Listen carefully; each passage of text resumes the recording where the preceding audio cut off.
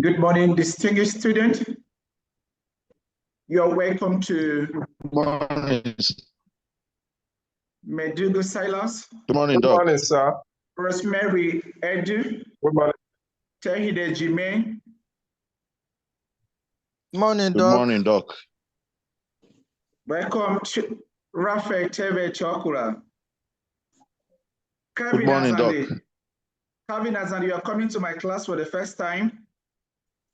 No, I've been here, sir. Are you sure? Network, yes, network has been here once in a while, intermittently, but I've been here. Okay. Welcome, Her Excellency Queen Afisat Mohammed. Good morning, Doc. Good morning, Miriam Madam. Busi Kumaiden, you're welcome.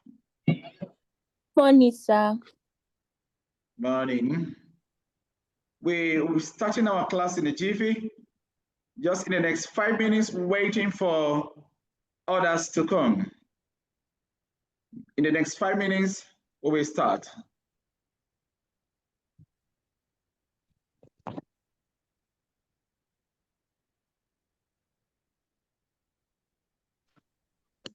Good morning, sir.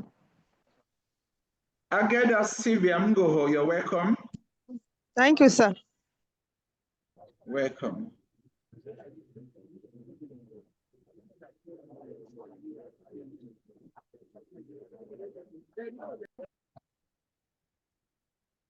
Four 7 747, you're welcome.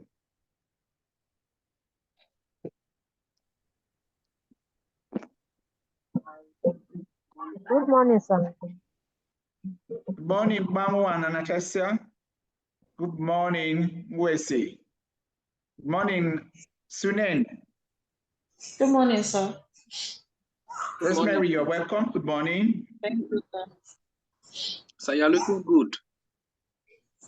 Yes, I want to be like my friend. I want to be like you. We are learning from you. I want to be like my friend, like you. You know, you're my friend. So I just they copy you. Not copy, I they copy you. When I grow up, I go like be like you. Thank you.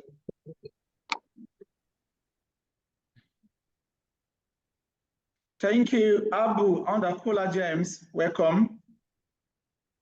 Mkem Ozoma, you're welcome.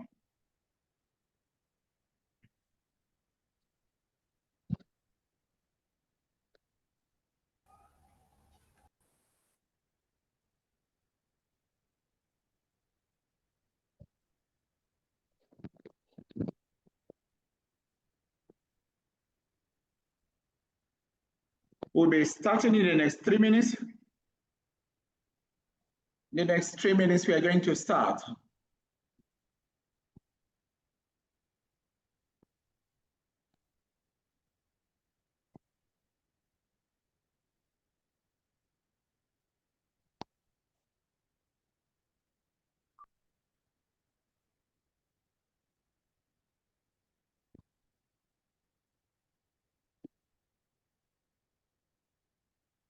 Kindly tell others to hurry up and join us.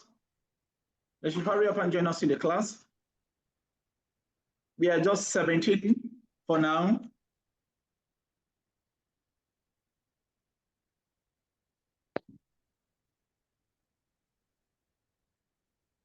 Tell them to join us.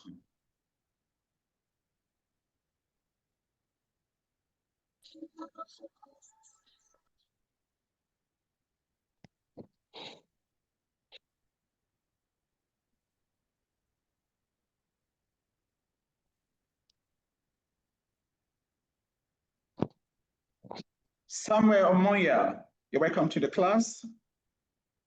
Samuel Omoya, you're welcome. Good morning, sir. Good morning, doctor. Morning, sir. Thank you, sir. Morning.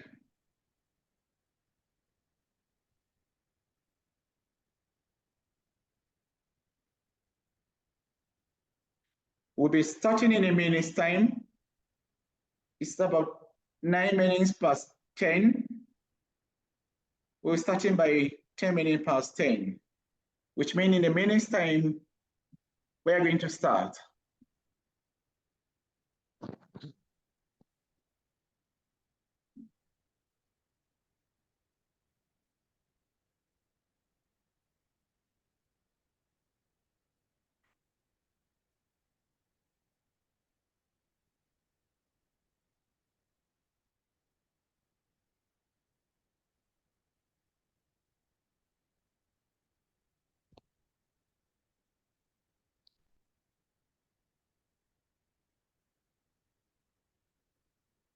You are welcome, very distinguished student, great student of MSC Sustainable Social Development. Today we'll be handling National Disaster Management Framework. National Disaster Management Framework. I am Dr. A.D. Teran, a renowned facilitator at the Institute of Procurement, Environmental and Social Standards at the Joseph Sawu Antaka University. I'll be taking this course with my boss, the Deputy Center Leader of the Institute, a very distinguished Professor A.A. Naswim.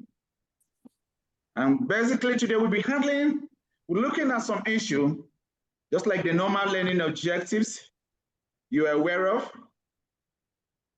We will be looking at how we can be able to do some basic. Today we'll be looking at disaster management, how in the past, we look at a recap of what we did for the past days, where we are able to define, look at what is actually emergency and disasters, how emergency and disasters can be used to achieve the sustainable development goal in line with the environmental and social standards of the World Bank.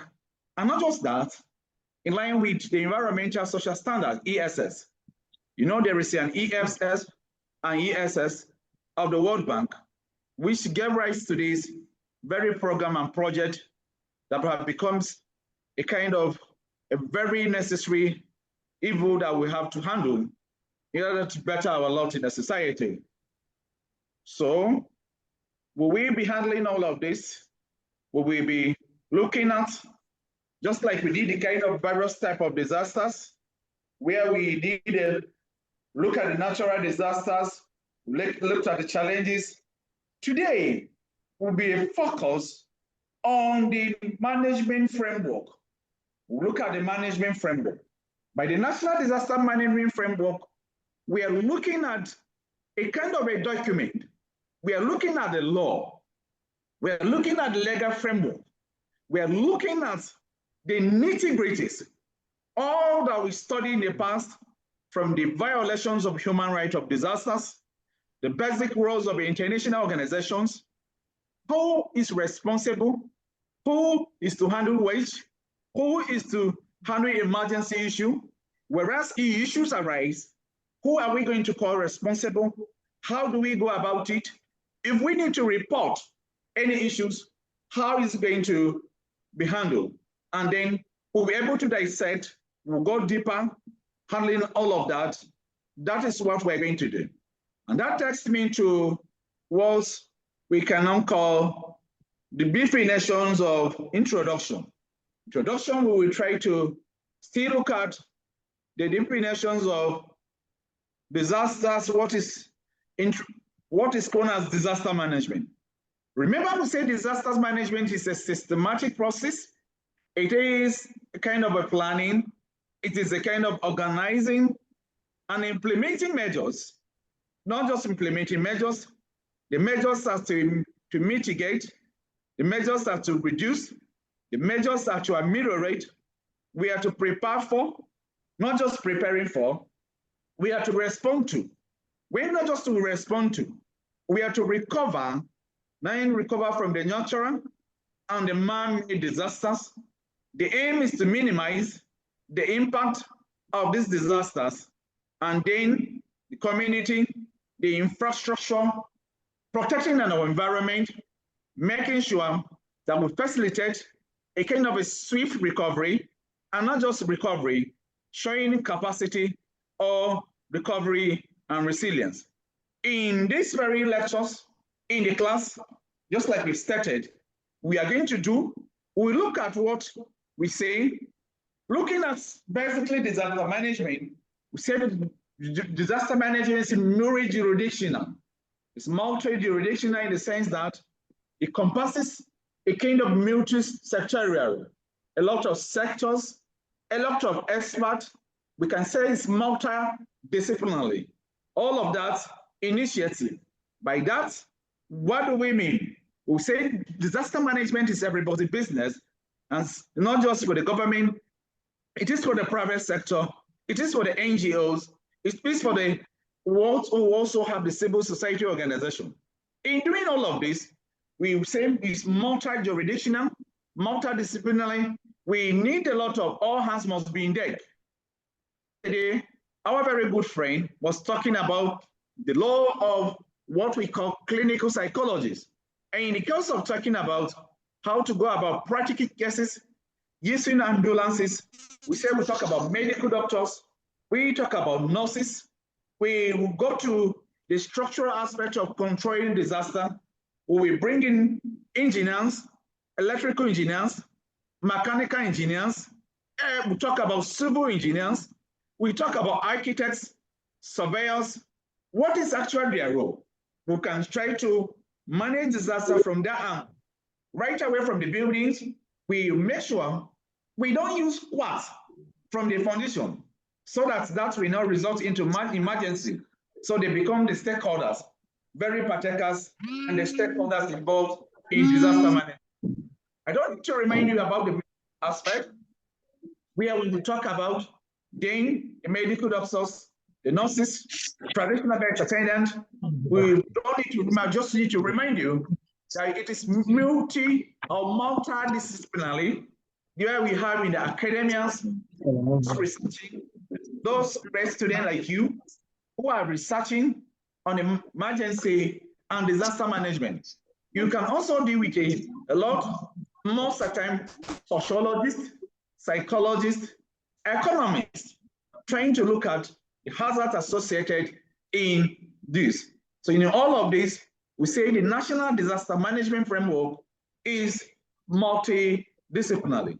If you have been told to discuss, and anybody decide to ask you, if I have on the feeling, disaster management is multidisciplinary, it is multi-sectorial and multidisciplinary.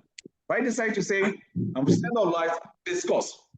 If I say that, peradventure, what I mean is that you should be able to discuss the vital role of the federal government, the vital role of the state government, the vital roles of the state government. And we're going to look at all of this one by one.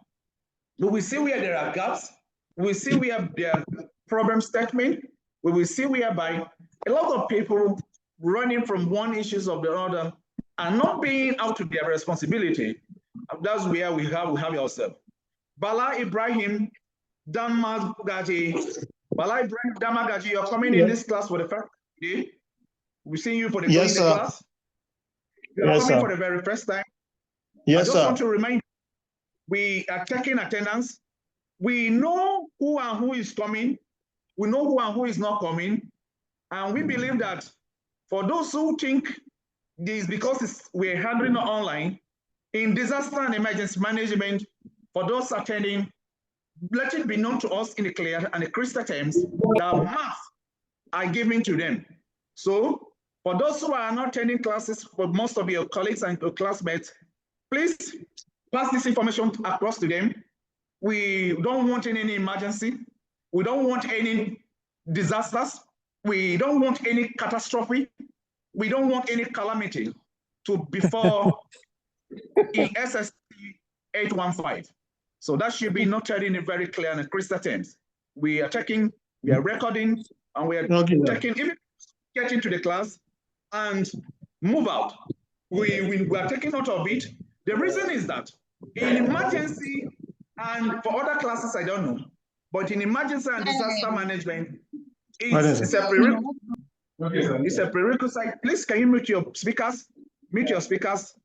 Mute your speakers, Patrick. Utor, Patrick, mute your speakers. We do that because we want to manage emergency effectively. We don't want in a situation whereby we are only seeing Raphael, Chevetia, we are only seeing Sunain. We don't want in a situation where we're only seeing Nafisat, Mohammed, and at the end of the day, we know the number that have registered for this class, have been given the adequate information and all of that. It's just a reminder for us so that at the end of the day, no emergency, no disasters, we can be able to mitigate, reduce it, and be able to move effectively. So just like we were saying, we have to discuss all of this. We have to know that the civil society organization is also involved. We mentioned part of that yesterday. We mentioned a lot of NGOs, and some of them that are responsible. Their responsibility is for the management and the discharge of the various respective roles and responsibilities in complement with each other in sharing disaster management. You say the involvement of different actors, the involvement of different stakeholders in disaster management is as a result of the existence of a coordination, not just coordination. We talk about collaboration, it's kind of a collaboration mechanism. So what then is the National Disaster Management Framework? The National Disaster Management Framework provides the mechanism that serve as a kind of regulatory guidelines for effective and efficient management of Nigeria. This look as if exams will come around this area. And we need to be very attentive. We don't hide issues in disasters management. You're welcome, Anongo, Chia, Manasseh. We can see you participating fully. We will see you over there.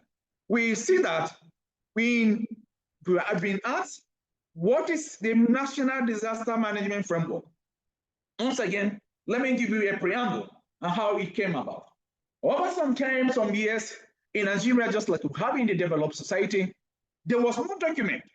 There was no kind of basic you can lay your hands on that everything that matters about disasters in Nigeria that will be found, just like it's found in other developing countries and sub-Saharan Africa. So experts, part of the team, set up and develop a document, and that document is a guidelines. That document is a policy. That document is a kind of what we call a mirror for all of us to see as far as emergency and disaster management is concerned. And anything that has to do with disasters, how the NGOs will operate, how they will come in, how the voluntary organization will be, how the student can be able to control. It is as a result of this National Disaster Management Framework that after your course of study, your academics or your lectures here, most of you will be going on internship, and most of you, it will be in ASEMA, some of you, it will be with some NGOs, Christian Relief Service, all this, we talk about Oxfam, Save Nigerian Children, and you'll be doing most of them in humanitarian organization. And remember yesterday, we needed all of this. This document was drafted, and it's basically on the concurrent and the executive list, passed through the National Assembly of the Federal Republic of Nigeria. I remember vividly that document has been on, is online, But most of the time, there are lots in this document that contain, and most of you are lucky to, for those of you that choose the elective, and I'll be letting it bear for you to know today. The government will not want you to have access or know much about this document. Because when you know this, for the course that you are studying today, if you know a lot of what is happening here, it's like this, what my people say, you see that what in the nyash of a fowl, it will be opened up and a lot of things will be revealed. And you discover all the doubts, the dating, and all the potter that's been happening in emergency and disasters management. So it will be very come for us to listen. Now, what is the National Disaster Management Framework?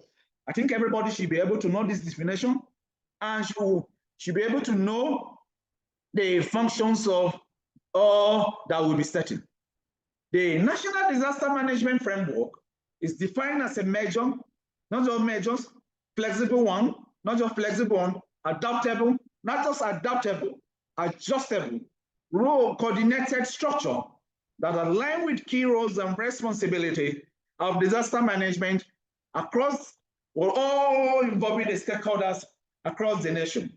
It describes the specific authorities, the best practices, the management of disasters, and explain a kind of a shift in disaster management beyond response and recovery. Most people think that disaster management is about assessment, it's about getting IDPs for them or setting up a camp and all of that after that.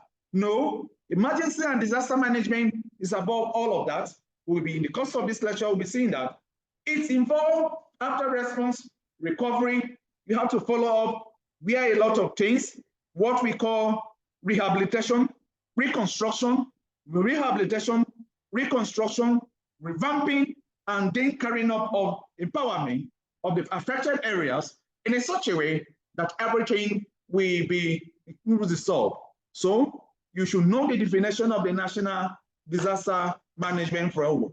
Know it and know today, it may be asked to state the role of the National Disasters Management Framework in Nigeria. And if I also you have to give a definition that encompasses all of these stakeholders, the policy, the programs that has to do with stakeholders across the nation in Nigeria. In the 36 states of the Federation, including FCT, and the National Disaster Management Framework answer this work. And I will be asking all the questions, and I will be calling. And when I ask some of this question, I will start with Patrick Couture. Patrick Couture, who has the responsibility over has the responsibility and authority over disaster management in Nigeria. Mr. Patrick Couture, who has the responsibility and authority over disaster management in Nigeria. Over to you. Or Menase Anangochia can answer that. Or even see. Okay. Yes, sir. The people who are in charge and have the authority over disaster management in Nigeria is known as the NEMA. The Nigeria Institute. Sir? Okay. Nigeria Institute of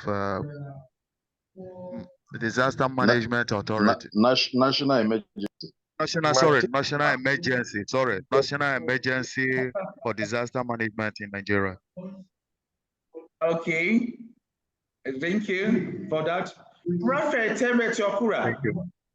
Who are the stakeholders or involved in collaboration and coordination of disasters management? Good morning, sir. Good morning, Ralph. The stakeholders that are involved in this framework are all the National Emergency Management Agency that Anonguchi mentioned, state emergency management agencies, faith-based organizations. Very good. Yes, sir. I'm trying to remember the other ones. Faith-based organizations. Who can help me remember those other ones? Thank you very much, Ralph. Non-governmental organization, non-governmental Yes, organization, yes. and Civil society organization. Very good. Chairman, thank you for that lead. Community-based. Chairman, order. Where yes, sir. and how Yes, sir. those people get resources for management of emergency and disasters? What is the resources base? Well, the source their resources from the international organization, donor agencies, and then most time from government coffers too. Okay, from donor agency, international organization, and government agency. Thank you very much. Yes, Ijiba Agustin, Ijiba, I can see your hands up. Yes, sir. As for the federal or the Nigeria is there's a budgetary provision for that, sir. Okay, there's a budgetary provision for that. Okay, Igba Mimido, what about volunteers? Are volunteers also part of the Igba Mimido? Are volunteers also part of the stakeholders? Yeah, who can answer that? Igba Mimido, mute your speakers. If you cannot answer, you mute your speakers. Good morning, sir. This is Ralph David Tiokura. Yes. Okay. Yes, volunteers are also part of stakeholders. Even as I am speaking here, I can also volunteer to also stake in emergency and disaster management activities. Okay, that is a very good one. Now let me ask Meduku Silas Amanyi, and your best your name. What is the role of academics and researchers, including students like you? What is the role of those in academics and those with researchers, including students in emergency and disaster management? Okay, sir. What I can say is that the educationists and the researchers play a very significant role in emergency management. One, they bring out the best practices. They make research to bring out best practices and then publish this so that the information can go viral even to the local people, so that people get to be informed of current trends in emergency management. That's what I can say is the role of educators and the researchers in emergency management. Thank you very much. That's a robust contribution, and you're right. Amanyi Silas, do you want to add up anything on that? Yes, the role of the educators and the researcher in emergency management, disaster management, is to collaborate and to enlighten people on what to do at the initial time and to put measure for them to follow. They are the channel for people to look up to and to give them the rules and the ways they will follow to achieve in order to overcome the problem that emanate in that situation. Okay. Victor Bartholomew et al. The National Disasters Management is made up of how many focus areas? Victor, the National Disaster Management Framework is made up of how many focus areas?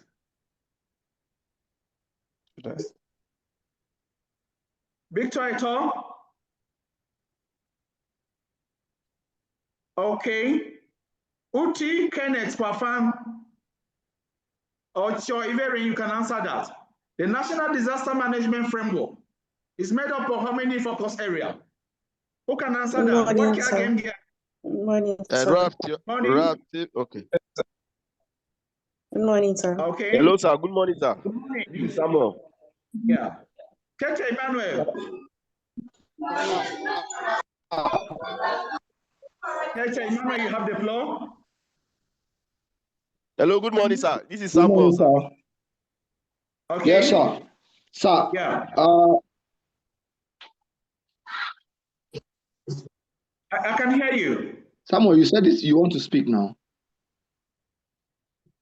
Okay, sir. The focal point. The National Disaster Management Framework is made up of how many focus areas? Sir, it's made up. It's made up of 8 focus areas, sir.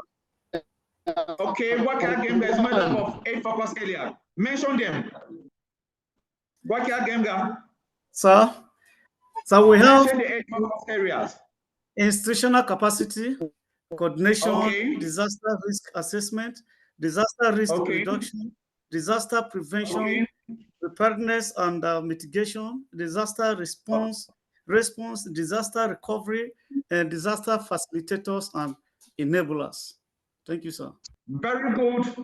I have to be a bit slowed down in this area for you to be able to have a grasp of this, because this looks like exam question. The will be asked, you should discuss the National Disaster Management Framework. And you first of all have to know the focus areas. And the focus areas, just like they have been mentioned by Wakia Gemga, Wakia mentioned that there are 8 focus areas, and I agree with him in total, because he mentioned that one of them is institutional capacity. He mentioned the next one as being coordination. Number 3 of them is disaster risk assessment. Number 4, disaster risk reduction, what we call GRR. The next is disaster prevention, preparedness, and mitigation. Disaster response, disaster recovery, and facilitators and enablers are the 8 key cardinal focus areas of sufficient in the National Disaster Management Framework. Know them and know them today. And we'll be looking at them. We'll be looking at all of that where we discuss. Section 1 of the National Disaster Management Framework has to do with institutional capacity. The institutional capacity focuses on the establishment of the necessary institution or the necessary arrangement for implementing or management within the federal, within the state, and within the local government. By the institutional capacity, mentioning section 1, that we need to build disaster policies, rules, regulations. They're in this document. Very soon we'll be talking about it. That has to be at the federal, at the state level, at the local government level, how they will be able to work to manage disasters in your home, in your community, in the rural communities, in the villages, at the local government, at the states, at the federal. Who is responsible? How can they work? How can they collaborate? How can they carry out partnership? What is the connectivity and all of that? The section 2, which is number 2, has to do with coordination of the National Disasters Management Framework. And what does the coordination has to do? It has to be strategic and the operational type of coordination among the stakeholders, which most of you mentioned. Raphael mentioned some of them. The chairman mentioned some of them there, including Ananguchia Manasseh. Some of them. We were able to mention most of them yesterday. We say that this kind of type, they cover what we call the horizontal and have the other coordination. Why the operational define, we look at the coordination mechanisms, how they work, pari passu, how they combine. We'll be looking at all of that. But on the office, if been asked, you should know that they have 8 focus areas. You should know them right away from the institutional capacity, from coordination, and should be able to know what it entails. Is basically. And then when you move section 3 of the National Disaster Management Framework, what you remember here, we have here is a summary. What we have here now is a summary. After these lectures, I don't want to bore you many things. I'm just giving you the basic. If you want to know much about the details of the National Disaster Management Framework, Calvin, can you mute your speakers? Whoever is close to Igba Mimido, should tell her to mute Josephine, our speakers. She's just disturbing our class.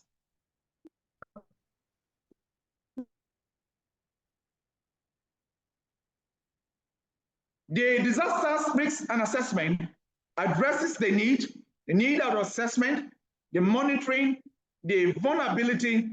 That is the number 3, one of the focus areas of the National Disaster Management Framework. Measuring the coping capacity, how they adapt, how they adjust to set up priorities to the risk reduction effectiveness and stakeholders' efforts. It covers all of that. Section 4 of the National Disasters Management Framework has to do with what we call DRR. And that by that will mean disaster risk reduction. Planning has to do with the planning, the implementation, and then inform the development of oriented approaches and plans and programs and projects that the disaster risk has to do with. We'll be looking at all of that. When we've got details, we'll move down to what we have already been discussing over and over. In disaster management, we keep repeating some things, we keep involving them at every stage, simply because we want it to be at your tips of your finger. When you sleep, think disasters and emergency. When you wake up, think emergency and disaster. And when you are staying, you're having your lectures, be conscious of emergency and disasters. And we tell you the basic rule, 3 rules in emergency and disasters management. We say rule number 1 is safety first. Rule number 2, safety first. Rule number 3, safety first, and others. All of that. So safety first, safety. And all that we do is that we consider the safety of lives of the individuals and even the properties involved. And that is a very key area. The disaster preparedness, prevention and mitigation, these be the strategies that prevent occurrence. For those of you that have been following these lectures, we keep explaining of such disasters from having devastating impact on the people, on the community, on the economy, on the revenue, on the infrastructure, and then how we can be able to curtail the occurrence of such event. Remember yesterday we spoke about low magnitude and intensity disaster. We talk about moderate and not just moderate and intensity disaster. And then we talk about the high, or what we call the catastrophic high intensity and magnitude disasters. All of this is to reduce the impact that if they do occur, which we have to capture. The section 6 of the focus area of the National Disaster Management Framework is disaster response. We gave a lot of pictures on how they focus on the requirements of an integrated, a coordinated policy, address the rapid and effective response of disasters. We will be able to see coordinated effort. I told you that for most of students of the sustainable social development who are serious, and for master's course like this, the Institute of Procurement, World Bank Institute, is able to identify them, is able to work with them. Right now that we'll be talking, I told you yesterday that some of our students are in Ghana, and they're not covering just in Accra.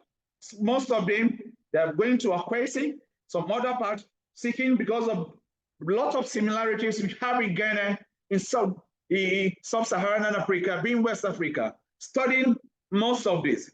And they are able to, we're able to make comparison. It's able to pass the capacity building where disaster response, focus, requirements, and integrated can be able to work so that together we can share the ideas, review issues, and make our society better. We cannot be able to prevent, we should be able to minimize it to the barest minimum. And there are a lot of things we do to try to make sure that response is prompt, response is sharp, is time, just like we mentioned yesterday.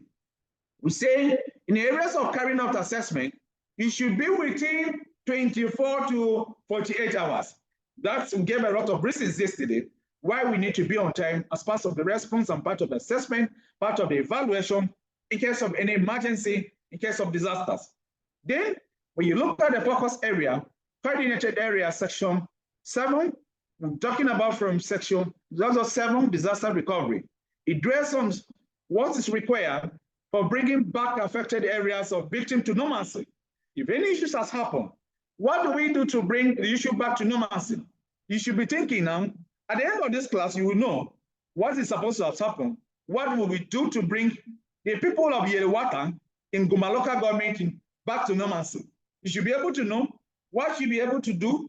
The people that you see them at the international market, the IDP, those ones that have been in their bag in a camp, the H1, those one in Mokwa, Niger State, the devastating situation we have in Chibok, in Dikwa, Borno State, and some parts of going on down to in Taraba, mentioning, not forgetting some aspect in Idemili, some local government of Anambra, where a recent kind of a flood disasters was able to not just happen, where somebody's farm made up of about 40,000 bears was completely ravaged and destroyed, and is basically having a lot of lamentation. Then we go to affected areas, victims of normalcy, through what we call rehabilitation.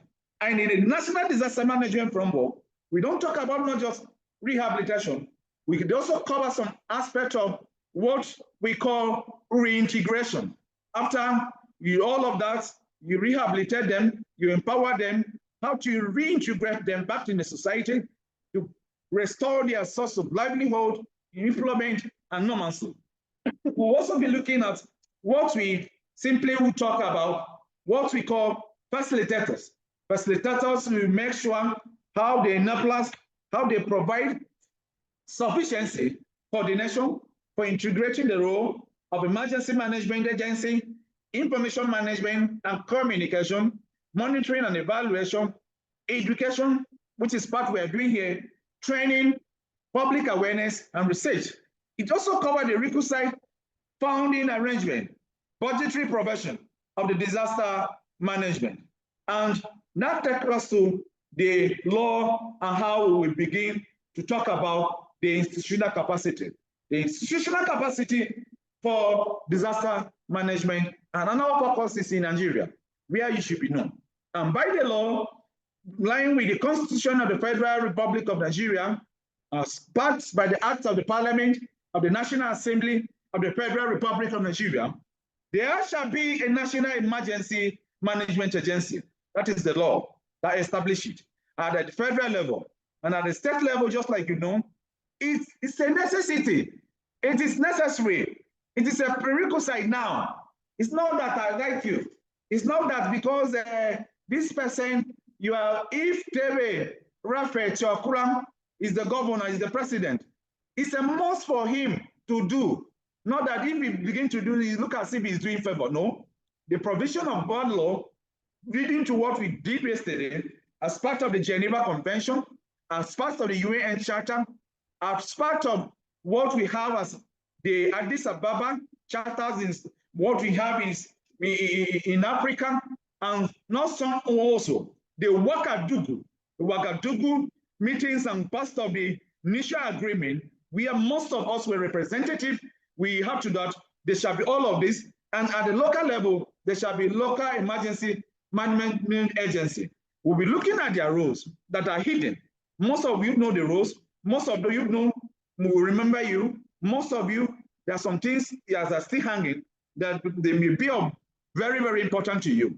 And the federal, the state, and the government to reduce the likelihood of the severity of all of this.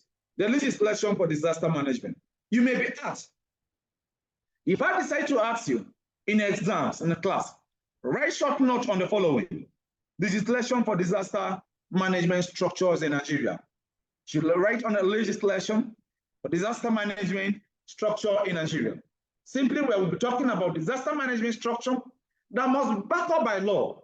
Anything that we are doing here is by the law. It is not just because somebody writes up, and just like I mentioned earlier, that he's doing this and this. It has been there. It's just because of ignorance. It's just because of lack of capacity building. It's just because of most of the awareness that a lot of this are happening.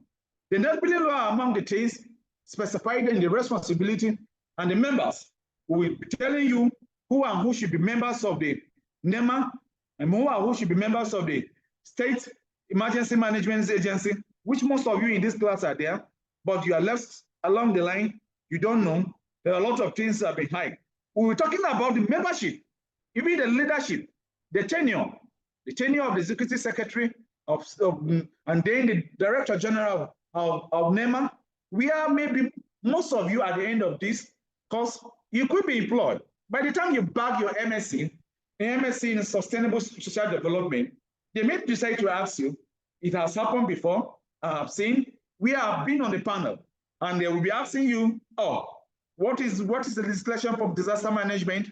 What is this and this?" in your kind of interview, and before you know, you are there. Now let's look at the law. The roles of the federal government in disaster management. If you are asked to state the roles of federal government in disaster management, we'll be looking at them one by one, and then we'll be discussing it. And the same when we talk about federal government, basically, you know that federal government through National Emergency Management Agency, the policy has the following disaster management function. Number one is the in charge, and we go to number two. We are the overall, so we take it as being through SEMA. Number two, look at the formula policies and all the activities of disasters management in Nigeria. So if anything that has to do with anything disaster management, even the international community, even the NGOs, even the faith-based organization, even what we call them, basically the NGOs, the civil society organization, those policies are formulated.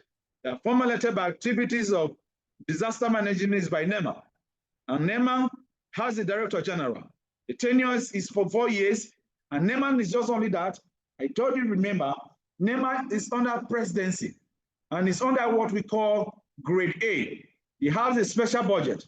It has money that have been tributed from the international community, all of that. 3, they coordinate activities of other stakeholders in disaster management. You prepare to discuss the role of federal government.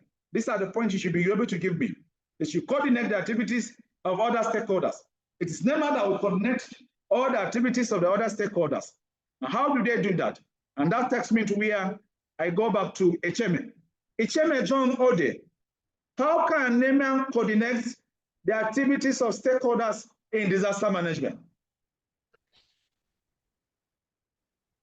Thank you very much, sir. I believe NEMA can coordinate the activity of stakeholders in disaster management by one, formulating policy and guidelines that will guide each and every one of them involving in disaster management.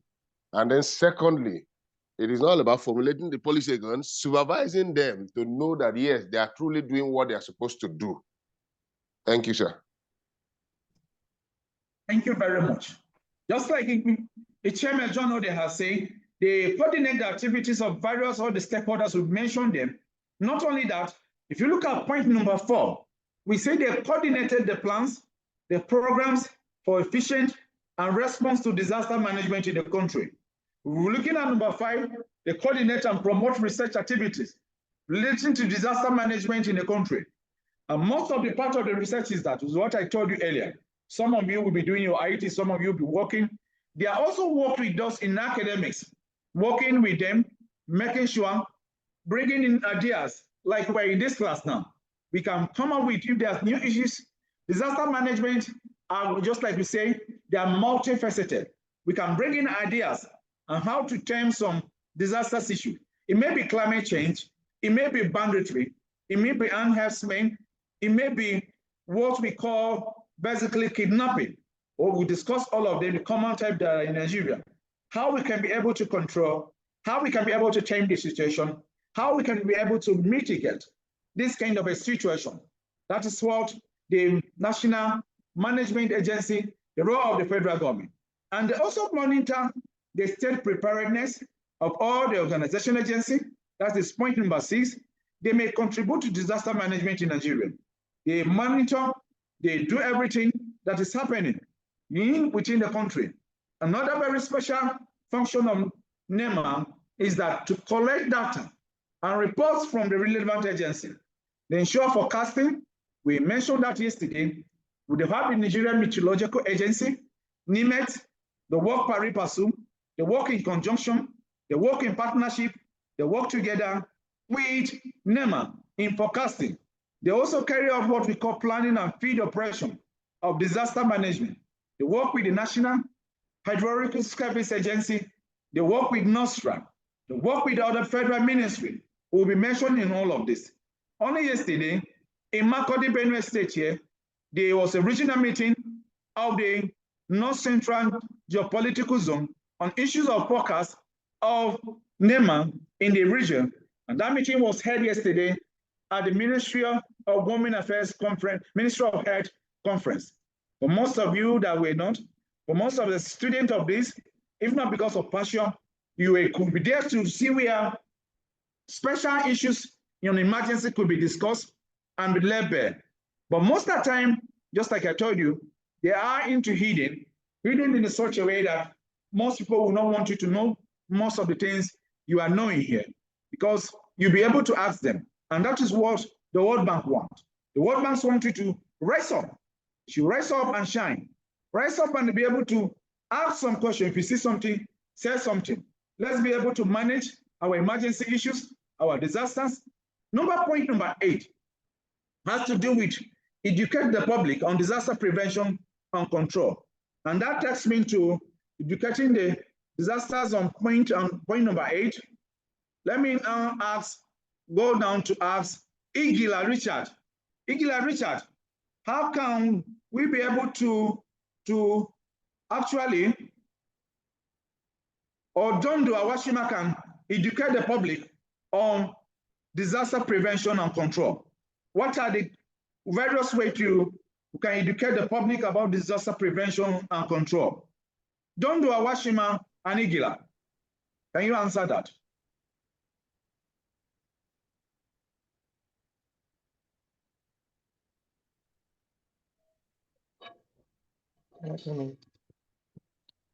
Bamwan and Natasha, are you there? Obusu Kumaden. Okay. Hello. Hello, sir. Yeah, go ahead. Okay, we can educate the public on disaster prevention and control by taking practical measures, like practical education. Just like we said before, teaching the public on how to use fire extinguishers, even people at home, in the offices, or anywhere you find yourself, and also to read road signs and all. It will help in preventing disasters. Thank you, sir. Thank you very much, Kumaden. Yeah, Jennifer Jato, do you have something to add on that? Yes, sir. Good morning, sir. Good morning, Jennifer. I think also by creating jingles in the various local languages, acting, play role. Bossa for Kumaden. I wanted you to mention that. Jingles, go ahead.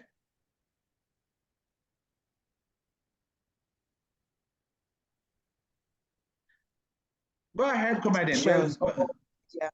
It will help them to understand the importance of this thing and the gravity of not following these things. So education too, through their local languages and through jingles and play roles, to go a long way. And sometimes by also involving the local people, the local community, by involving them. When you go there, when you are doing the thing, carry them along, let them know that because this thing is important and it's going to have negative effect on them, you people need to follow this method and follow this method. Train certain people so that when you are not there, they will also be able to train other people when the need arises. Thank you, sir. Thank you very much, Jennifer Jato. Jennifer Chekwa, what do you have to say about that before we come back to your base unit?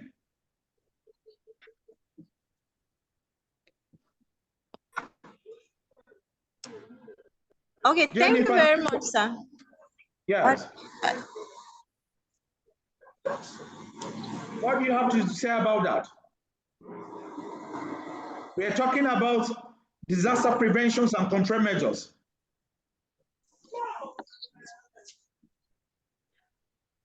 Okay, let's move to your best name. All right, thank you very much, sir. Yeah. First of all, I will say I am a bit worried.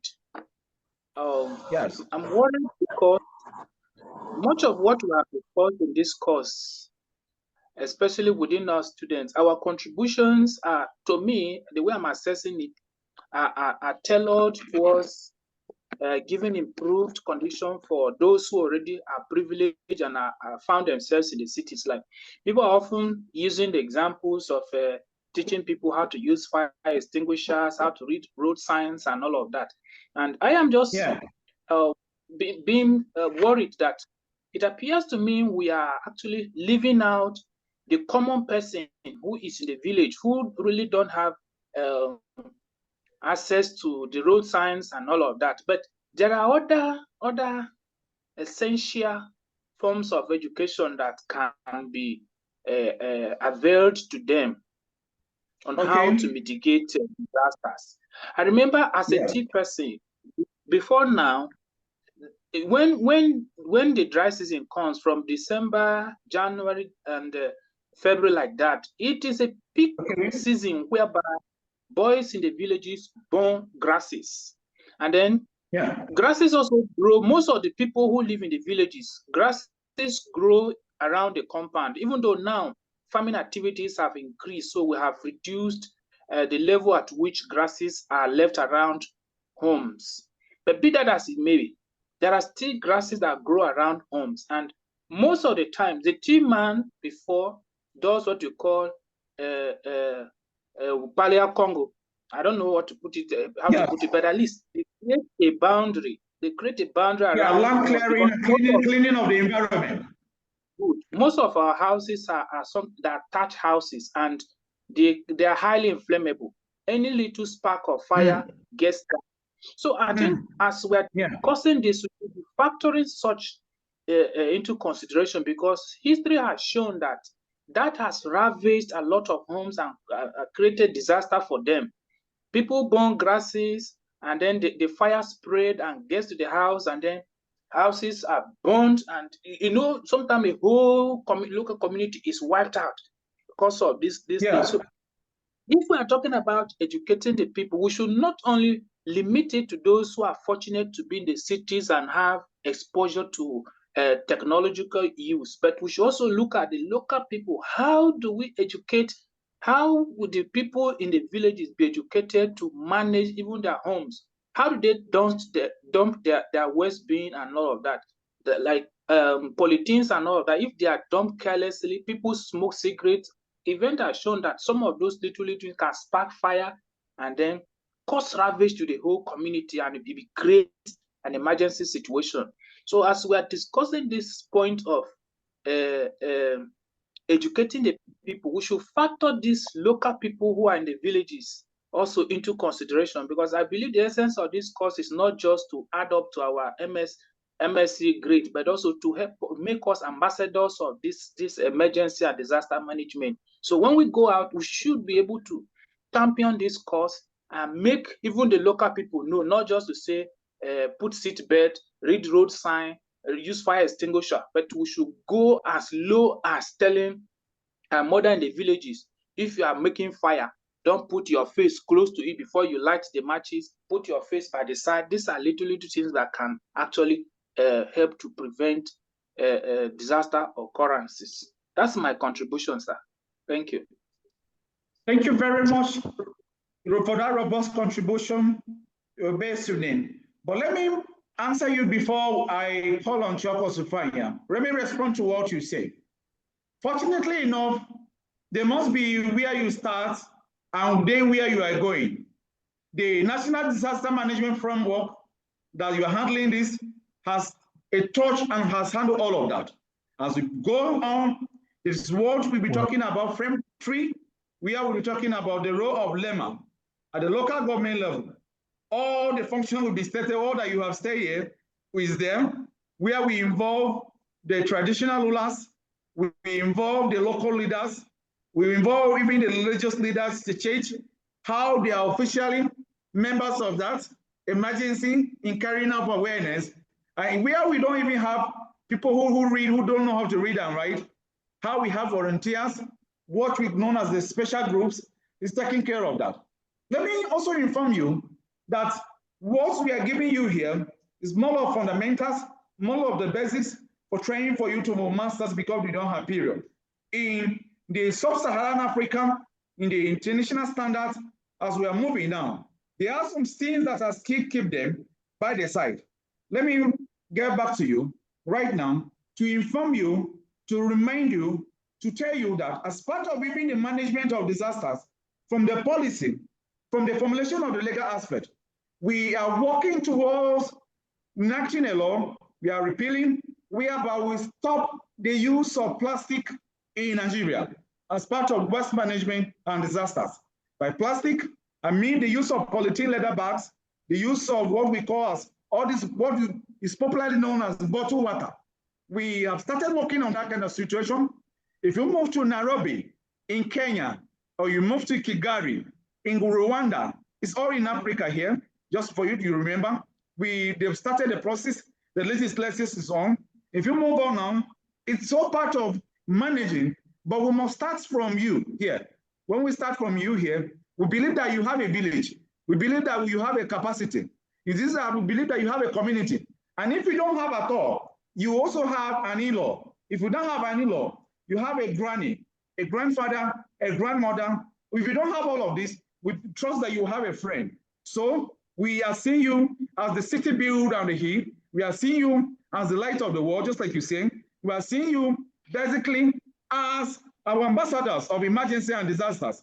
And that is why we take you seriously and we start with this. And all of that has been discussed.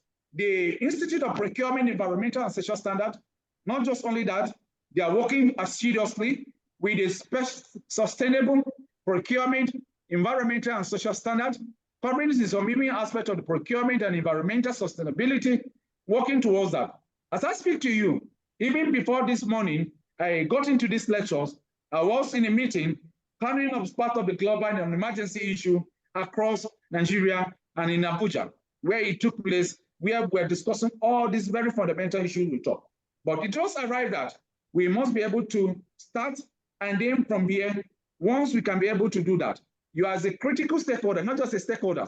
By the time we get to the village, some other things we may need to ask you. They may need to ask Sunain. Sunain, is it true? These people have people, they believe in them. So we must be able to carry them at their own level. And that's how we are going to do that. And be rest assured that some of these issues you raise, you'll just be surprised that in the course as we begin to progress, you'll be seeing them in this slide and be discussing. Over to Pamia. Pamia, your hands has been up. Over to you to give you don't have the floor. Okay, thank you so much, sir. You just took away my words. Sune has a way of tricking us and bringing us to reality. That I love the angle he always come from. And then, well done, sir. So, just to add to what I love people like Sune. Yeah, that is the kind of people that emergency and disaster love. Yes, sir. So, just to add to what you say, there is what when you are executing projects, there is what we call durable solutions. Very good. Let me also bring our procurement lecture that we just finished, where we talk about how to ensure ownership of a project. When you take a project to the village, you are not going to give them the city context. You allow them to give you the village context. They are the ones that are going to own this project. So a situation where you go to the village and you start giving them city context, they will leave the project for you. But when you form community project implementing committee, and then you allow these people to take over this project while you only guide them, they will give you their own context. For instance, when we were discussing yesterday and you mentioned someone mentioned using of that was Chago, using of a wet rag to off gas. Yes. These are local situations we find in our homes. Now yes, we are in the city. When I want to send things to my family who are in the village, I buy plastic. I buy non-degradable containers and sent to them. Yeah. So if I am trained to use eco-friendly materials, how do they call that? Is it biodegradable biodegradable containers? Yes. Containers. And then I send these things to my village. With time, they will start seeing it. I remember when you go to the village before now, we never, because we were not so exposed, our people were not so many in town. We barely have plastic around because there was nobody to send them for us. But now that we're in town, we are sending these things. You go to the village, and then your village where there was no garbage area, we now see plenty of places where they are keeping garbage. Reason being that we are now having things that cannot decompose, that are not eco-friendly. So I think starting from us is fine. But when we get to the villages, of course, their context will be different. And then we will now have to have durable solutions that will be contextual to the people. And mind you, what is obtainable in my village is not what is obtainable in your own village. It's not what is obtainable in Lagos or any other place. Thank you, sir. Thank you very much. So just like Sunin was saying, in the villages, when we begin to discuss NEMA in full, we start issues like avoiding of bush burning, that even consumptions of some certain animals, we try to avoid them. For the case of other that has to do with communicable diseases, we must handle that, like causing issues of rabies. We must give some instruction that if you must be able to enjoy your bush rat or some of these bush animals, that should be cooked, that should be boiled, it should be boiled properly, and we make sure that that has been undergo 1 or 2. All these are prevention mechanisms and public awareness, and it's covered under lemma when we try to do. We look at also, apart from this that we mentioned, other function is of this is federal government alone, we are coming to state as well. They coordinate the support activities of non-governmental organizations and then development partners, engage in management in the country. And that is where part of the treaty has to come in. Part of the chunk of funding, part of the money is coming from the NGOs, is coming from the development partners. Let me give you, for example, when the POTUS, the great president of America, President Trump took over, on the issues of other diseases like HIV, most of the NGOs were winding up. They're winding up simply because development partners and all of that, you have to discuss with them, give reasons why this has to be in place. Otherwise, for most of you that were working with the NGOs, a lot of emergency and disasters would have occurred. There was this issue that, we are not even going to pay or fund the use of antiretroviral drugs. Most of you that are aware of all of this will not be able to treat issues like what we call TB, tuberculosis, some of other issues that are free. And there was a lot of, because this kind of prevention mechanism, this kind of coordination is between the federal government and then the international partners. But when the international partners do that, or when they sense, or when there are reports that, that has been cornered, that is at the end of the day, we are not working with environmental, a lot of all this, you may not be able to see NGOs around. So it's also one of the reasons why most of the NGOs that ordinarily would have been a lot of capacity building, with a lot of funding, with a lot of issues. Most of you know that they are not in Nigeria here. Most of us know that they are not in Benue here. There's also what we call the politics of emergency and disaster management. So it's as a result of this coordination, as a result of these activities, and it has the negative and the positive side of it. They also mobilize financial and technical resources for private sector. It is the federal government that will need to mobilize financial, technical.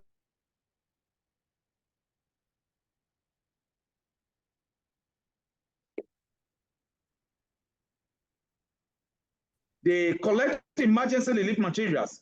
The emergency relief materials you bring, even if they bring Chago, if Chago is bringing in his own relief materials, that has to be collected by the federal government. where they work pari passu with SEMA and LEMA and examine, not just examine, there was an instance whereby in a certain country, a certain group of persons felt that their opponent, their enemy were displaced, and went in the name of sharing materials, and they used chemical weapons of mass destruction. And when these chemicals of mass destruction was shared and given without proper examination to the movement, by the time they discovered that in a day, about 18 people died. Before they rise up to these issues, they discovered that instead of the living materials, it was more of becoming dead issues, and then the issue of mourning, the issue of lamentation. So it's the responsibility of the federal government to rise up, to check issues. If they feel that, oh, in the specific case, Trumke, Beatrice is bringing in some certain living material, they should have some experts, they should have equipment, all of that. We train officials, cover with that, train them, and work in conjunction to avoid issues, to avoid further issues of emergency and disasters to the affected issues. All these functions are functions of the federal government. 13, with the federal government through NEMA, that work with SEMA, they work with LEMA to assess and monitor the necessary distribution of living materials and disasters to the survivor, including the internally displaced person, including the refugee. And we're able to talk about difference between IDPs and the refugees, whereas the refugee has to people who are repatriated or people who are displaced from one country coming in within the country. But nowadays, we are even having refugees within our own country. And a lot of questions asking, left and terms wedging left and right. Those are affected, but from mass deportation, where most of people are deported from neighboring country, from one issue of another, from other countries as a result of crisis, as a result of conflict, as a result of war. If you move around Kwande, in Kwande local government now, most of the people from Benue, some are in Cameroon. We're also at the border between Cross River and the Bakassi Peninsula. Most of the people from Cameroon are also there in some part of Cross River and some part of Benue, Kwande. And according to the disaster rule, an emergency, just like I told you yesterday, where we're able to study them, where we're looking at it, they have to be treated equal. You have to treat them like your children. You have to treat them like the basis, your nationals of a country, working with the national disaster framework. Same also, if or some of our people have been displaced, including food, providing shelter for them, clothing, access to education, access to health. It was also yesterday that part of that, we reminded you that they have freedom of movement. The emergency, all those displaced, it is wrong that you just keep them and perpetually, and you say, no, there's no movement. No, they are not prisoners. No, they are not convicts. No, they are just people that have been displaced, but one issue or the other. It could happen to everybody. It could happen to me. It could happen to you. Disasters has no boundary. It's for the big men, the people at the top, the small and the mighty. Even people ordinary sometimes that you think they may not be able to be leveraged by disaster. Sometimes they are hit by the natural disasters. So we must be able to do that. They also assist in the rehabilitation of survivors, IDPs. We have to rehabilitate survivors through the use of most of them, you know them, the Save Children, the Red Cross Society, the International Office of Migration, the Doctor Without Borders, the Medicine Sans Frontiers, name them, you know. The where necessary, those adversely affected, those people that from repatriation from other country and crisis and foreign policy. Then it is NEMA that also prepared the annual budget of the management of that covers them. And that takes me to where we ask Fanyam Chokosi. Fanyam, what is the budget of NEMA in the year 2025? And what is the budget of the Federal Ministry of Humanitarian Affairs and Disaster Management in the year 2025, this very year? How much is their budget? So sorry, sir, that I don't know the budget. Beginning of the year, I was also affected by everything on the international scene. So it has become a disaster for me too. So I didn't really check what is on the budget, sir. Let me ask, I will throw that question to the club. What is the budget of the Federal Ministry of Humanitarian Affairs and Disaster Management in the year 2025? Ralph Tebe, Ichemen, Bangwa Menase, what is the budget of Federal Ministry? It is very important for us to know some of these things. So I don't have the idea. I have no idea, sir. You know what? I don't have no idea. I was thrown up in the network. Okay, you don't go out. Sir, this is just coming to mind that we have to know all these things. Yes, I just want to remind you, and that reminds me that I will not tell you. By the time we come back to break, I'll still ask the question. It's a must for you to know. It's a chunk, big amount of money. And I want you to know that disaster management, the Federal Ministry of Check the Budget is online. Just Google Hello, sir. What is the budget of the Federal Ministry of Humanitarian Affairs and Disaster Management in the year 2025 I've in Nigeria. seen it, sir. How much is the budget? I'm seeing 260 billion, sir. 200 and what? 60 billion. 260 billion. I've also seen it. Very good. Is 260 billion a small money? No. Not at all. That is more than the allocation of. No, sir. Not at all. The capital budget is. So this yes, is sir. That is more than the allocation of some states. That is the one capital area budget is silent, that under the National Disaster Management Framework, they may not want to. I was part of the people that reviewed that budget.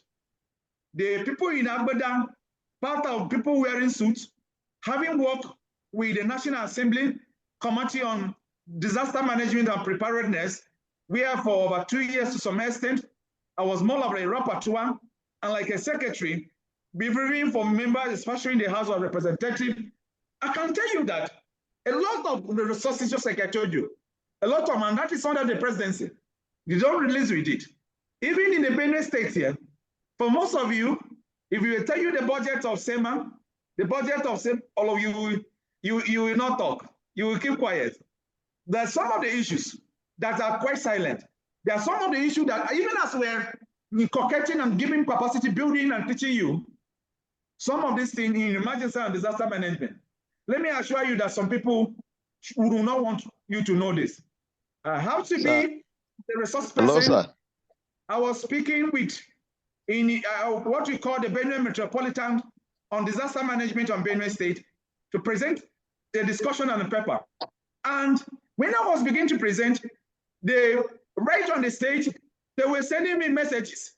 They were calling me that, Dr. Terran, this is not academic, so you are being too transparent. You are opening everything. Okay, Kevin Raf, you want to say something? Yes, sir. I want to say that I've even seen the breakdown of the budget. Okay. About okay. 55 billion naira for training programs. That is where you come into, sir. Let me get to you. When we talk about policy formulation and policy implementation is a different thing. I'm not part of the management. I'm from the academia. And you know very well that from the academia part of the research, most of the time we have to prepare, give you information as we're giving you here. But you know very well that I'm not the executive secretary. I'm not shying away from that. When I begin to open up, I have to be called to getting some text messages calling me that, oh, Dr. Terran, you were too open, you were too transparent, too accountable. You know, some of these other things, we don't want issues to know now that. I'm not part of the management, I'm not part of the government, I'm not a politician. I'm not even part of it. But we'll tell you some of these things. The reason I ask you this, we are getting there. Let me also review another one to you.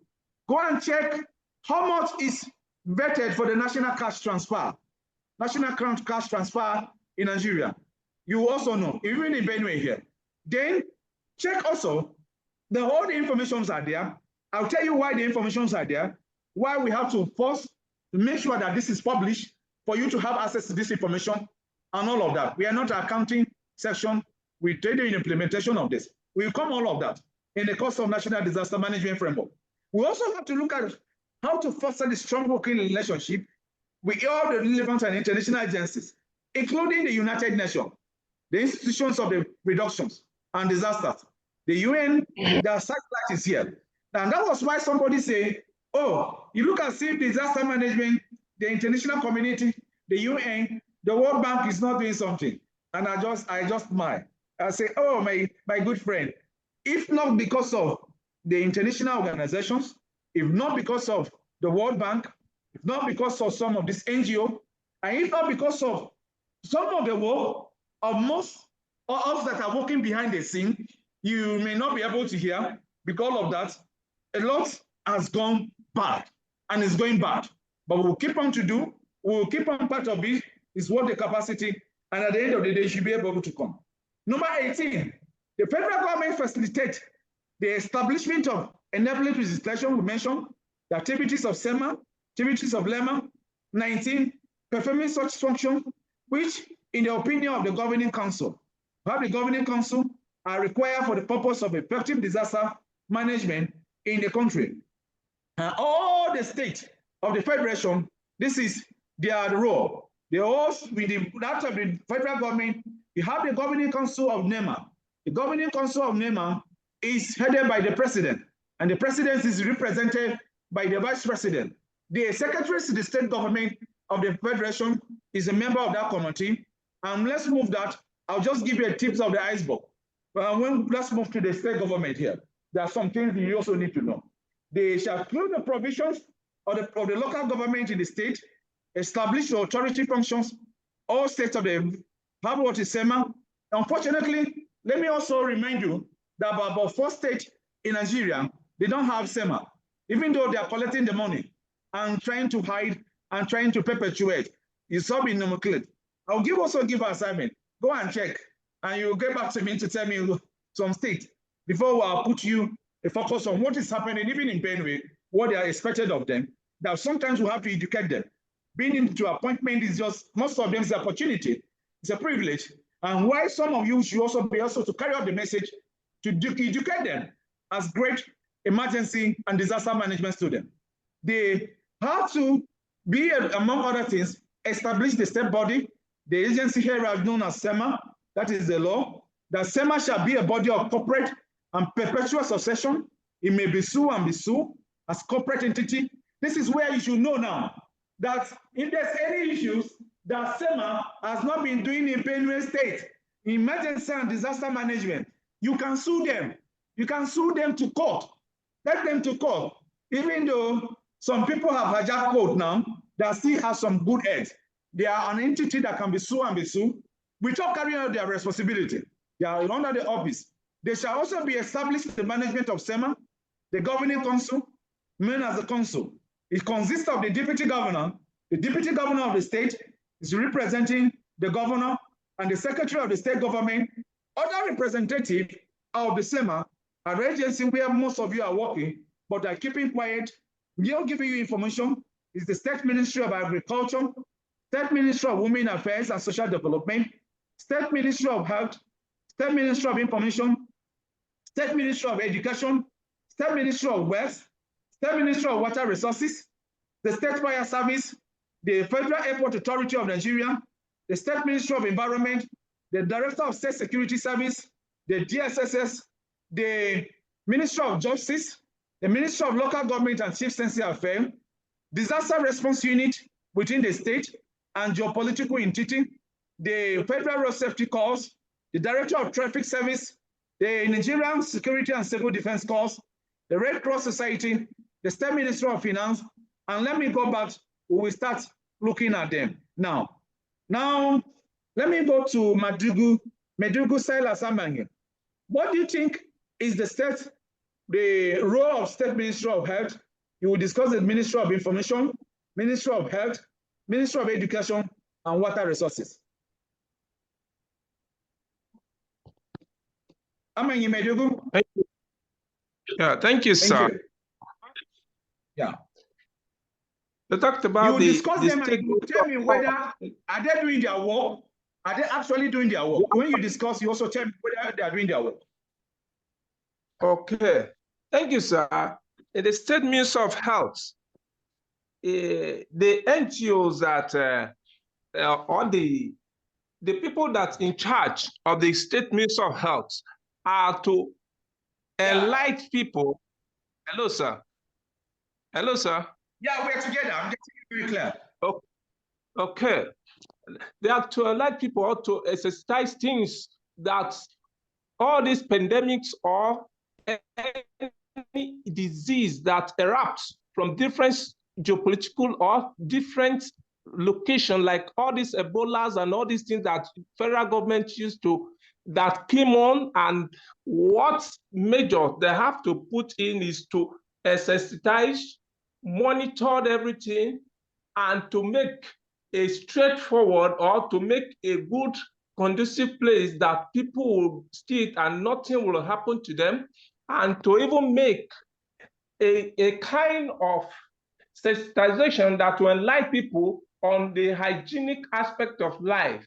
But most of them are not doing their work because what most of them embezzled on it is how the money comes, how they share it within themselves, and to manipulate. They will camouflage. You see them camouflaging. They will come and sensitize some communities as if they want to put things in order. But before you know what they brought to that place, they will still siphon it and take it back again and keep some certain things for some people, for people to know that yes, they came to do something there. And they are not doing the real work which the federal government are embarked upon for them to do it. That is because of our own selfish interests and the self-manipulating people that are on top of the situation. In terms of Ministry of Information, they are not giving the adequate information which they're supposed to give, because they have to sensitize people of what is happening and how they have to go about it, because they say information is life. When there's no, you are not informed, that means you'll be novice, or you will not even know what is happening around the situation. But in our own case now, it's not like that, because they don't even inform us. What they inform us in a situation like what is happening in the water that we are talking about, you may, once they say they will come there and that is exactly what is happening. That was what and why it is not supposed to be. In the state of Ministry of Education, enlighten people of what to do, train people, sensitize, like one of our Mary Edu said it, that they have to make a provision of jingle to enlighten people of their own languages, because it's not everybody that understands a language speaking. You have to make it to in line with their own language, that will make them to understand and to educate them on what to do part-time. Thank you, sir. The state of Ministry of Works, like Thank now. Yes. Hello, sir. Go ahead, Medical Sellers. Okay, the state Ministry of Works. Now, like we have this formal Minister of Works and Housing, that is former governor of Lagos State, Fashola. They are to carry on many things that will benefit. It's not all of us that are working. There are some people that are not working, but through that state of working in the community or in a place that most that are in the village, you know that most of them come out, or they bring foods, they bring all things to the. But the road constructed through the village, that is what will make them to bring out their goods to the market. But the Ministry of Works are not doing this. the money invested in them, they will bring it out, and the budget is huge as per what we are seeing in the SEMA NGO, or the money budgeted that is 260 billion. And once they bring it down, they will bring it out, but they will not do it. They will camouflage. In our own side here, there is a road that's okay, they are going to dualize this road. Process of dualizing this road, they will not pay the contractor for them to effect the job. They don't supervise. They don't supervise the work, and without supervising, they will just come there, share the money. Whether the contractor did the work or he don't even do the work is not their problem. What they do is that they are camouflage, and they are doing that. Before you know, the contractor will say, okay, there's no fund for us to do this job. Before you know, they will pack up their equipment from that place and leave that place. But it's the situation that we are facing in this country. The Ministry of Water Resources. Thank you very much. Let me yes. Ministry of Water Resources. That would be okay, sir. Ministry of Water Resources. You see, now that diseases are spread everywhere, if not because of boreholes, and no one can drink a flowing river now because of things that water erosions or floodings are packing into the water now. But thinking of boreholes to communities, that is what is amended for Federal Ministry of Water Resources to embark on, so that people can come out, people can drink a clean water that will not even contaminate, or that will not prevent sickness, because borehole water is treated and is consumable. But shallow water, all this water is contaminated. Thank you, sir. Thank you very much. Thank you, Medigo Silas. I put it to Icheme.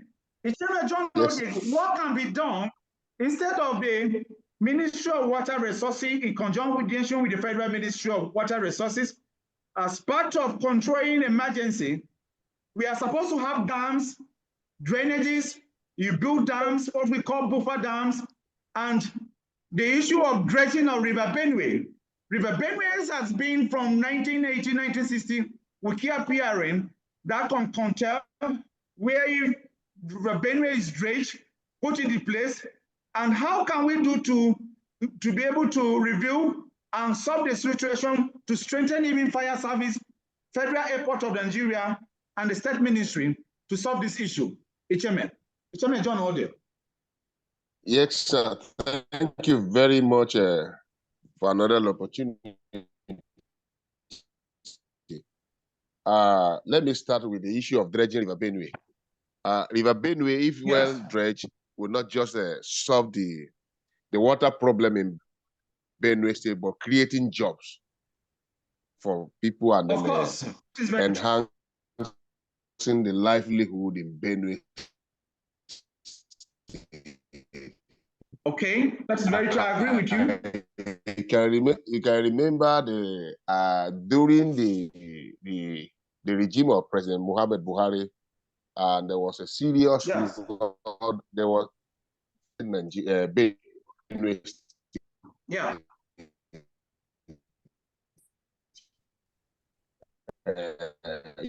Yes, we can hear you, Chairman. Go ahead. Banjo professor then dredge. Yes. In River Benue as a solution to that problem. Even the issue of flooding I have is that, for example, and they are not being put into use judiciously. The agency, in collaboration, just like you talk about water resources and state water resources and federal water resources, met together and see how they can dredge dams and to channel these waters to, it will serve as a source of livelihood to people apart from that, and then give them an avenue to drink clean water too. And then we talk about fire service. In this, our fire service is as good as dead. Yes. Nothing is working. All we need to do strengthen them is by giving them a new equipment that are up to the standards of the current technology, and then retrain their staffs on and on how to make use of those things and how to respond to emergency quickly. In most cases, when you even call them, their phones may be ringing and they will not see anybody picking.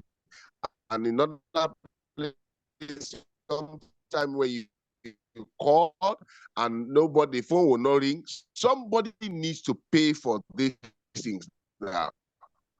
If you are employed to do a job and you are not doing that job properly, you need to face the consequence of that. So there should be a proper monitor from the accessibility to saddle with this put in place in proper way. It will look good. I equally want to contribute to the first question you asked my brother there about the Ministry of Education, their role. Take, for example, the crisis from Yellow Water right now, wherever these IDP camps are right now, the children are no longer in school. And when you go to the State Ministry of Education, we have a department called Department of Formal and Non-Formal Education. What are they doing? They are redundant. This is a time that they will be rise up to the occasion by going to this IDP camp, set up a classroom for them, and begin to teach the children. They engage them in one or the other things or that, and they engage them in the skills. And way by them, they leave these places. If they become a better person, and then leave these places with something to do again, and they are not doing it. The state government need to wake up, and the agency saddle with the responsibility of monitoring these things. They need to do the needful to make sure that the society becomes a better place for all of us to live. Thank you, sir. Thank you. Thank you. Sunay Obey, what is actually wrong with the Ministry of Urban and Regional Planning, Land and Survey, and then what we call urban development that's been saddled with where we have a lot of issues and problems with building collapse, even in Benue here, Abuja, Lagos, and all of that. And what are the measures we can put in place to curtail and be able to manage emergency and disasters using the Ministry of Land and Urban Development? While Jato will discuss federal road safety, and then we will move ahead. So name over to you. All right, thank you very much, Doctor. What I can say here is for free. Yesterday or day before yesterday, Echeme John gave us a very powerful terminology where he say political will. This political will almost translate into every aspect of what goes wrong in this country, because we have elected leaders who are placed in position to enforce the policies that are beautifully crafted. Because I want to believe for free that Nigeria has beautiful legal framework. If monitored and enforced, we will all be on a very safe stand. But unfortunately, these policies are not translated into action. Like if you come to urban development, for instance, there is a good legal framework that governs their operation. They are to enforce, they are to ensure that standards are met in the in any development that is carried out within the city. But unfortunately, those people who are in charge often compromise the standard. Some of them go as petty as receiving bribe from developers, and they just close their eyes when people build on waterways. People build the portions that are already marked out to be streets for others to pass. They allow to build on these places and make shops on these places when they give them 50,000 naira, 100,000, and they close their eyes off these things, and then they allow whatever happens. So most of when buildings are placed on waterways, and then water comes, it will be forcing its way to another place and then causing erosion that may eventually lead to flood in other places and all of that. So, and also the Minister of Survey too is the same thing. Some that this particular portion of land mapped out for public street, And by their location, they will know they have shared all the portion of land that are for development, and then a portion is left for streets and other things. But they are desperate also to make their own money. They will go at the back and collect small money and also give that one out to some desperate developers too. And so people build and cluster the city.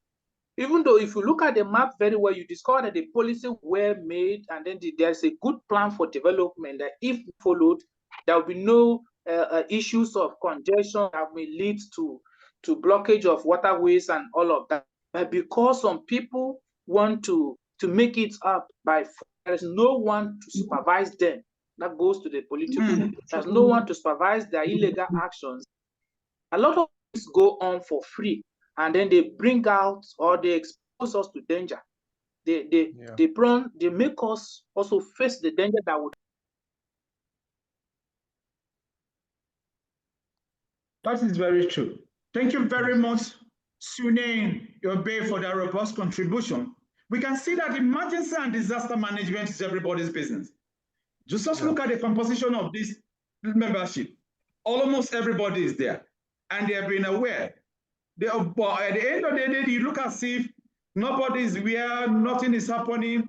Look at the Secretary of Justice, the Ministry of Local Government and Chief Security Affairs, the Nigerian Police Force, and that takes me to where I say, Jennifer Jatoshu, what do you think the Federal Road Safety and the Director of Road Traffic can do to improve the situation there? Jennifer, before we go back to Raphael.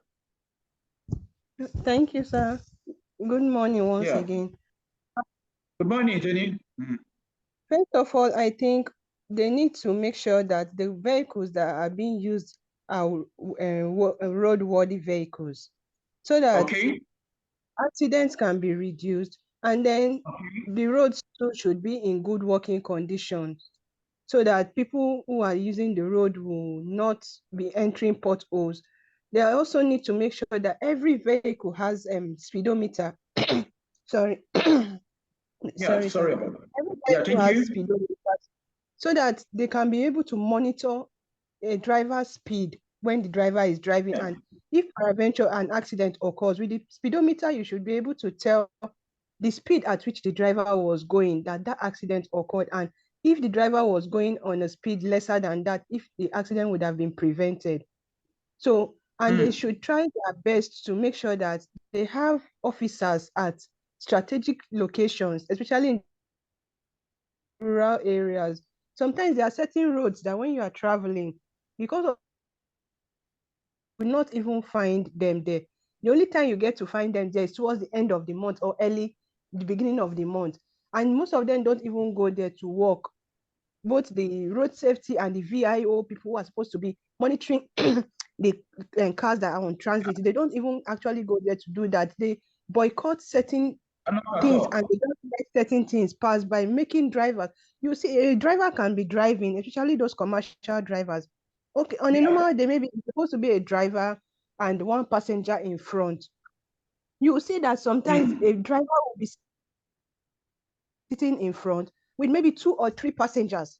So how does that driver control the steering and the brake? When the driver finds himself in a difficult situation, how does that person control when somebody is sitting and you are not comfortably handling your steering and your brake? That causes a lot of accidents. But you see that these people, most times, they just ignore those things. They ignore those things, and when you do scratch my back and scratch your back, they leave you to go. If your car does not have headlights, you're not supposed to drive in the night. But they allow the people drive in the night, headlights, which leads to a lot of accidents, both for cars and motorcyclists. You're supposed to have headlights. Your engine is supposed to be in a good working condition. You don't just carry anyhow car and enter the road and you end up having failed brake. You maybe and maybe when your car starts overheating, you don't have a fire extinguisher in your car that you use. These are things that they are supposed to make sure every vehicle has a fire extinguisher, a speedometer. Your engine should be in a working condition. You should have at least maybe water in your car, that maybe if your car starts overheating, you can pass when the car cools down, you top up or something, and then don't carry too much passenger. Every vehicle has a number of people that are supposed to be carried. You should carry them. Don't go and carry 4 or 5 passengers in of your car. That costs a lot. So those are the things that they should put into consideration. And then when they find people who are defaulting, they should be able to involve the Nigerian police so that arrest can be done.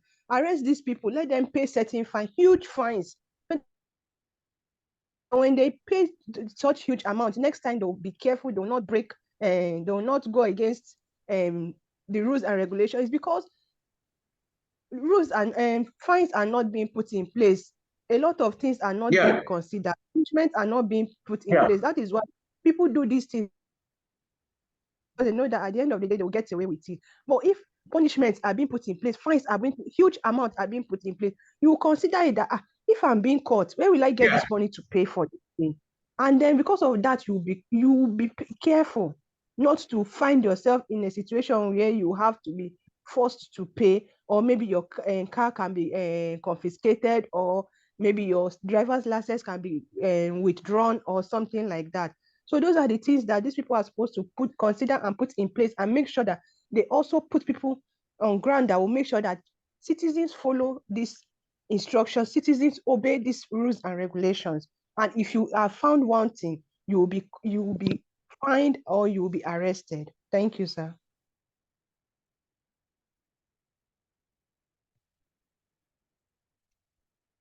Yeah. Thank you very much, Jennifer Jato, for that robust contribution. I see Teve. Raphael Teve Chakula, you want to say something? Yes, sir. Raf. Okay. Yes, sir. You have gotten the name correctly. Now it's Raf, not Raphael, sir. Raf and Raphael are two different names. I'm sorry for that. No problem, sir. Sir, I just want to contribute to what Mr. John, the chairman, said on dredging. Yes. That in spite the dredging having a very good or positive impact on the livelihoods of the people, it will also go a long way to add to the GDP of the state. And as he has rightly said, it will create a lot of employment. It would not just create a lot of employment, it would have made us have a seaport here. Before now, we used to, I had not witnessed myself, but it was there in public space that this small ship do sail on the River Benue here. And there was something that looks like a seaport that was at the Wadata, that John Hot side. So the dredging, the river would have given us a seaport here. We wouldn't have just, we wouldn't have maybe have just been Lagos and Calabar that will have seaport. Benue too would have been one of the states that will have a seaport. And what that means is that goods can be shipped directly from abroad to here, not to Lagos or Calabar that people will now begin to move to go and maybe lift. And again, Benue State from history was positioned, had very greater advantage over Abuja when federal capital was to move from Lagos to North Central. River Benue was one factor that gave us that very great AA advantage, like you will say. But the problem we had at that time, the elitist class, we are not well grounded in Benue here. That was why the IBB had to move it to Abuja, given the reason that it's more central, it's more neutral. But River Benue gave Benue a very, very high, what can be done to improve that? Advantage. The curriculum here, the curriculum, the studies in SST, disaster management, so we should discuss with you. And why the World Bank said we should discuss, why we should propose solution, how we think as stakeholders. Why all of this? What can be done to improve all of this? Why can't Hello? Thank you, sir. Yes, good morning, sir. So I want to add to what they have said. Okay. What I have in mind is what is disturbing all those things is corruption. I put it like that, sir. Corruption is the key, is the mother of everything that is happening. So if you look into the land and survey or urban development, you will discover that the regional planners, they will know the right thing to do. But because of corruption, because of Koranot, somebody will give them that they will give rubbish. And in the cost of building materials, you will see that everything is high now. And somebody will go for substandard materials. Substandard material. Or using quartz. Or quartz. And again, even the owner will even give quality money. They will go for substandard. It's corruption that is causing all those things. Corruption. And water, the Ministry of Water Resources, they are not doing their work, sir. If they are doing their works, are you aware as part of emergency and disaster we are supposed to have tap-borne water everywhere, not borehole, the water that is more of spring water treated? Yes, sir. But how many of them? Like in my village, they don't even know what is called tap-borne water at all. They don't know. It's so unfortunate. We're supposed to know, because if they are doing their work, the budget is there for them, sir. It's only for them to utilize it. We just show you a little chunk of the budget. That is not all. I was going to give you some other sectors. That is just the aggregate. We have supplementary budget. We are in the environment, the national cash transfer. Then also for those what we call the vulnerable groups also, they have their budget aside as part of what we call an addendum attached to it, and most of these other issues. You can see that a lot of including, So I'm still on, sir. Sorry, sir. Yeah. So when you come to police force, you come to road safety and the traffic warden, there is still corruption. Because what is meant for them, there are guys in the office that are not even in the field. They sit on it and eat. And how can you expect somebody that is standing on the sun in the rain to perform well? If you crash the back, they will allow you go. If not ordinary, if they've been doing well with them, nobody will do that. Who don't know better thing? Who knows better thing? They know what to do. But the guys there, how much are they giving them at the end of the month? How much? Then you expect somebody that have family to go there, stand in the sun, walk in the rain, to come home and move to the next one. begin to beg for a cup of Gary to drink.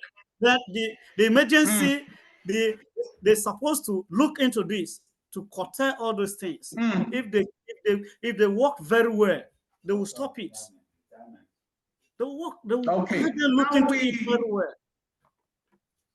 Okay. Thank you, sir. Hello, sir. Yes, sir. Hello, sir. Thank you. Yeah, Raphael, you want to say something again?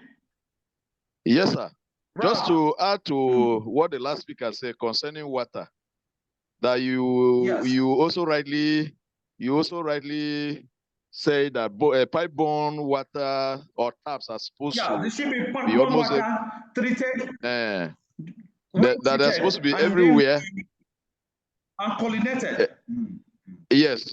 So just to contribute and add to it is that because we are lacking in all of that, these boreholes that are almost in every compound now in our societies. If not for the God's divine mercies and grace upon us, they are very, very, very dangerous, which are very prone to cases of emergency and even deadly disasters.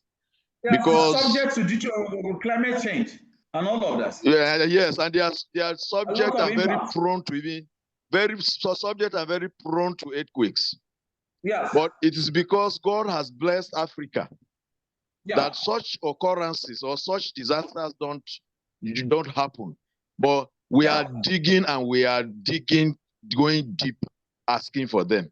Because these boreholes that are on a single street, you find like 10 houses that are on that street all will have boreholes. It's dangerous. But it's only God. It's only God's divine intervention that. I'm happy most of you were aware of that as main issues involving emergency and disaster management. encompasses all of this, the Nigerian Maritime Administration and Safety Agency in coastal states, National Speed and Detection and Response Agency, we talk about NOSTRA. Such other institutions also as determined of voluntary organizations determined from time to time by the governing council of the State Emergency Management Agency in collaboration headed in the office of the governor and then the deputy governor. The councils and the establishment of the act asked me to seek from your opinion.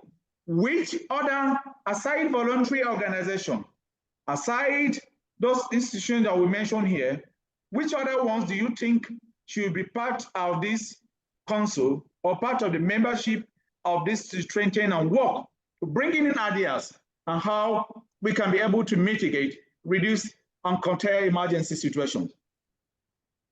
I'll put that too. Let me go to Pine. Pine Jemima says, you were not in the class yesterday. You came today. Can you make contribution?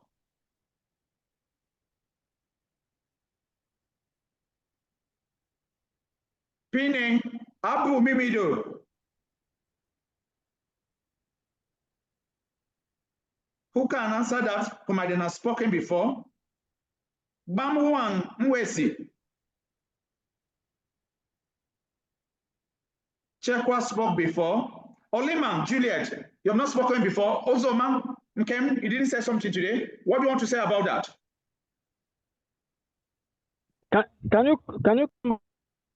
Can you rewind a bit, sir? I didn't get apart from the other agencies that we discussed, from Federal Road Safety Corps, from Fire Service, from the police, we'll talk about Ministry of Water Resources, all that are composition with the Office of the Governor in managing the agency. Which other institution or which other stakeholders do you think should be included to fortify and review to bring in ideas on how we can be able to manage the emergency situation effectively? The World Bank will want to hear your opinion. Yes, sir. Thank you very much. We can also talk about the locals, the indigenes, the residents within a particular area. We are going to handle that. They have their separate. That's what we are going to handle next. The indigenes, they are part of parcel of this already. What we are going to handle next, we will focus on, our searchlight will be on local emergency management agency or local emergency management authority or committee. And that we take care of that. Uma Blessing, what do you have to say about that? Uma Hello, Blessing, sir. Good morning, sir. Can I make an attempt? Yeah, make an attempt. Let's hear from you.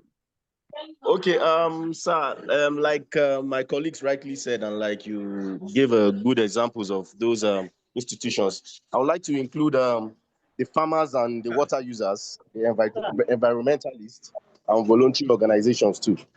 So I'll start with the farmers and the water users. Organizations are there. Yes. The voluntary organizations are there. The Ministry of Environment covers that. The Ministry of Environment works with those under all of that. Okay, farmers and water users. Sir, can I add?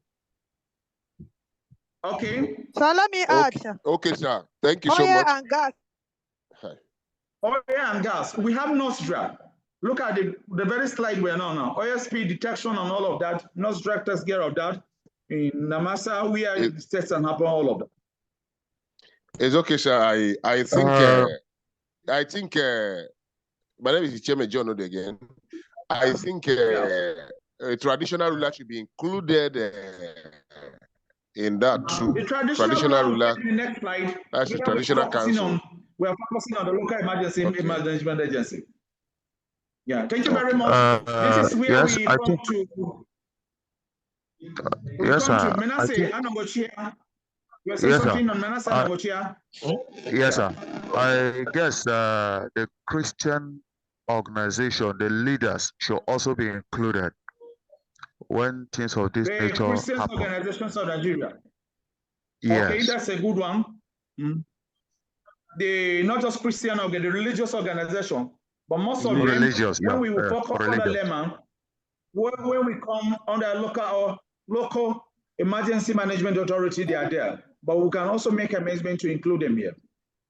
Distinguished ladies and gentlemen, Hello, sir. Okay, Teche, what do you want to say? Teche, No, it's Ralph, can hear sir. from you. It's Ralph, sir. Okay, Ralph. Thank you, sir. Okay. I am thinking that other voluntary bodies like the Boy Scouts, Look at them Boys on this slide Brigade. here. Look at it now. Source institution and voluntary organization is there. Okay, Boy Scouts and Boys Brigade, Girls Brigade are under all those ones, sir. They're under voluntary organization and such institutions. Look at such institutions. Covers all of that. Okay. Thank you very much. So what of Ministry of Youth and Women? Ministry of what? Youth and Women. Youth and Ministry Sport. of Youth and Women Affairs. Youth and Sport, Yes. then also Ministry of Women Affairs. They are there. If we didn't fix them here, it's just that we muted them. They are there. Hello, sir. Hello, sir. How about Parents Teachers Association? No, the parents constitute all of this we have mentioned. All of this has to do with parents. Okay, so sir, I think that who is involved and where is depending on the context. The ones that are on this list are the critical stakeholders. So in situations where the disaster has to do with a particular set of a sector or set of people, those people who are involved will now make part of the stakeholders needed for the disaster management. Even at Thank you very much. Yeah. Bala Ibrahim, do you want to say something? Damagaji. No, sir, I've said it already. Okay. Thank you very much. We have come to the end of this session. We go for break and resume by 2 and by 1 p.m. So when we come back by 1 p.m., we will be discussing the local management authority. We'll be dealing with LEMA. We'll be looking with some aspect of disaster reduction units and how we can be able to have some enablers in disaster management situation in Nigeria. Thank you all and God bless you. Thank you, sir. Thank you very well, sir. Thank you, sir. Thank you. Thank you. Thank you. Enjoy your break, sir. Thank you, Chairman. Thank you very much. Tehide. Thank you, Mimido. Thank you, Dondo Awashima. Dondo Awashima, when we come back, you will make some contribution. Miriam Adamo, you have not spoken. When we come back, be ready that you make some contribution. Sir, don't forget to thank me today. So that we'll be able to do all of that. Sir, don't forget to thank me today. Yes, yesterday you didn't thank me. Thank you very much, Ralph. Teve, Chakura. Thank you so much, sir. God bless you, sir. Thank you so much, sir. Sir. Thank you, Jennifer Chekwa. Thank you, Rosemary Edu. Felix Ivo, you didn't speak today. When we come back, Felix, you will speak. So be prepared. Thank you, Mimido Abu. Be ready for contribution when we are back. We will talk about all of that. We continue. Thank you, Chairman John Ode. Thank you, Busu Kumaden. Thank you, Kemen Colin Ozoman. Thank you, Victor Eto Baklomi. You are there, you're not spoken. When we're back, you be ready to do justice issues of what we call emergency management. Thank you very much. Thank you, distinguished student, and see you after the break. Bye-bye for now. Thank you, sir.